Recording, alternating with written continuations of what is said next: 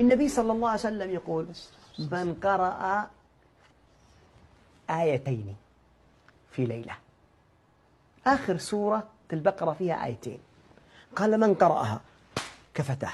الله أكبر. تكفيني من إيش؟ قال بعض أهل العلم لتوسع العظمة هذا الكلام، قال: كفته من قيام الليل، بل تكفيه من حسد الحاسدين، الله، وحقد الحاقدين، وتسلط الشياطين، وكيد السحرة الأشرار العابثين الذين لا يريدون أن تكون هذه البيوت آمنة.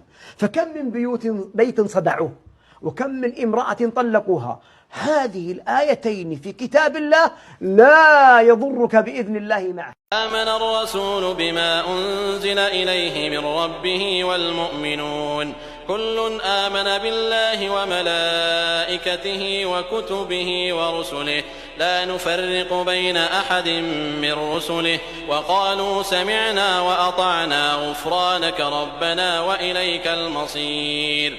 لا يكلف الله نفسا إلا وسعها، لها ما كسبت وعليها ما اكتسبت.